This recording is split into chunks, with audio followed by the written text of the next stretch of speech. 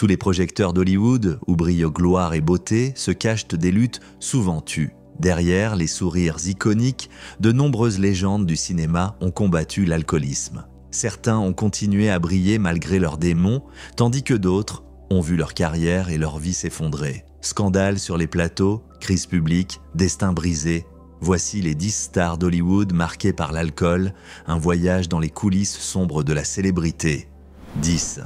Frank Sinatra. Frank Sinatra, voix légendaire et acteur charismatique, incarnait le charme des années 50. Mais derrière son talent se cachait une dépendance au Jack Daniels qu'il buvait selon un rituel précis. 4 glaçons, 2 doigts de whisky, une goutte d'eau dans un verre à whisky.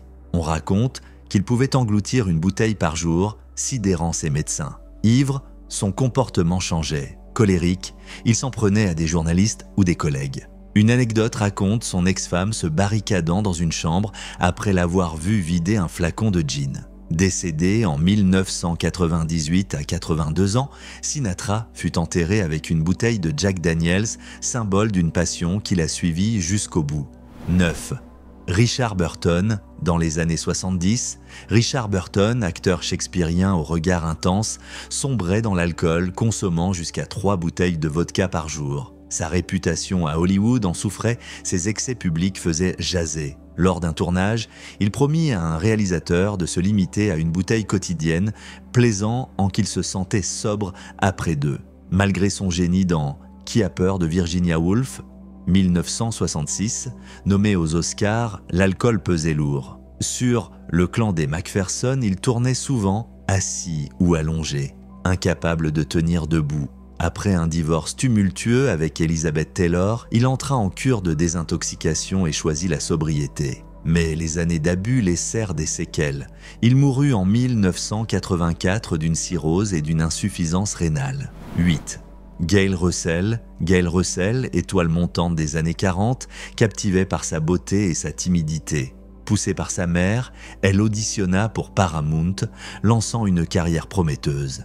Mais son mariage avec Guy Madison en 1949, marqué par des tensions, précipita son alcoolisme. Dès 1952, sa carrière s'effondra. Son divorce d'avec John Wayne aggrava sa descente. Arrestations répétées pour conduite en état d'ivresse, apparition publique désastreuse. Malgré un retour éphémère en 1955, Seven Men From Now, elle ne put vaincre ses démons. En 1961, seule dans sa maison de Los Angeles, elle succomba à un alcoolisme aigu à seulement 36 ans. 7. Joan Crawford. Joan Crawford, diva d'Hollywood, devint ambassadrice de PepsiCo après son mariage avec son PDG. Lors de ses tournées mondiales, elle exigeait un arsenal de boissons. 2 litres de vodka Smirnoff, 1 litre de bourbon Old Forester, 1 litre de scotch, 1 litre de gin Beefeater, 2 bouteilles de champagne et une caisse de Pepsi qu'elle touchait à peine.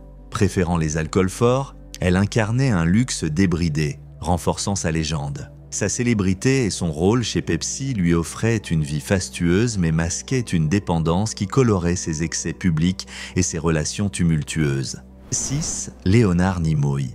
Leonard Nimoy, immortel Spock de Star Trek, luttait en silence contre l'alcool durant le tournage de la série culte. Les longues journées et la pression de la célébrité le poussaient à boire pour décompresser. William Shatner, son partenaire à l'écran, remarqua comment l'alcool devint un refuge, passant d'une habitude à une dépendance. Après Star Trek, Nimoy tenta une cure de désintoxication, mais les résultats furent mitigés.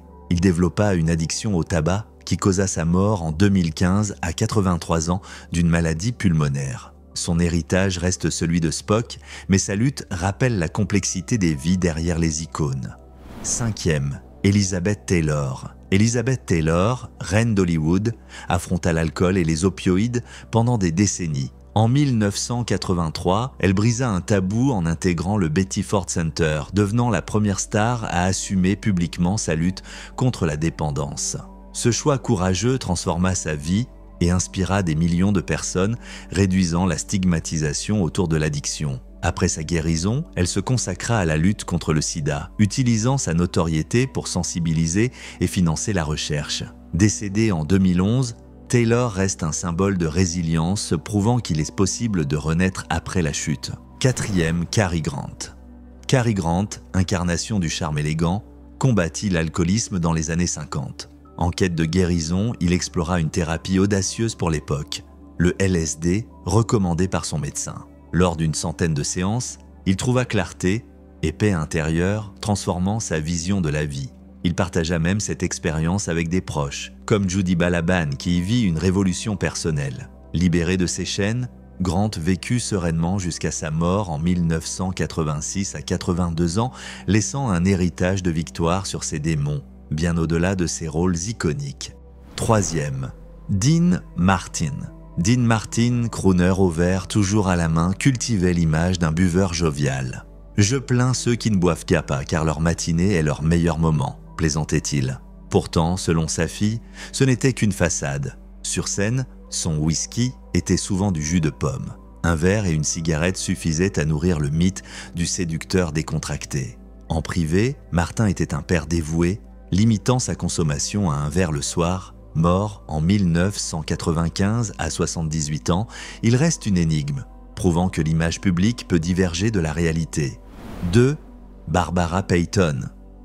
Barbara Payton, étoile montante des années 50, côtoyait des géants comme James Cagney et Gregory Peck. Mais l'alcool et une vie personnelle chaotique, relations violentes, vols, arrestations pour ivresse firent dérailler sa carrière. Dans les années 60, sa dépendance s'aggrava, lui coûtant la garde de son fils et sa dignité. Vivant dans la misère, elle fut arrêtée à plusieurs reprises pour ivresse publique. En 1967, à seulement 39 ans, elle mourut d'une insuffisance cardiaque et hépatique, victime d'une spirale tragique. Premier, Errol Flynn, héros de Robin des Bois et Capitaine Blood, vivait pour l'excès. Surnommé Cirrhose en bord de mer pour les monceaux de bouteilles vides sur son yacht, il mêlait alcool, cocaïne et fêtes débridées. À Malibu, il partageait une maison de débauche avec David Niven et ses apparitions ivres sur les plateaux étaient légendaires. Son charme masquait une autodestruction constante. En 1959, à 50 ans, une crise cardiaque l'emporta, mettant fin à une vie aussi intense que ses rôles. Flynn reste l'emblème d'un Hollywood où le génie flirtait avec la tragédie. Hollywood, c'est le rêve, mais aussi l'ombre. Ces stars, malgré leur éclat, nous rappellent que la célébrité n'épargne personne. Leur lutte, parfois surmontée, souvent fatale, dévoile une humanité fragile. Merci d'avoir exploré ces histoires avec nous. Dites-nous en commentaire quelle star vous a le plus marqué. Si vous avez aimé, mettez un pouce bleu, abonnez-vous et activez la cloche pour d'autres récits dans les coulisses d'Hollywood. À bientôt.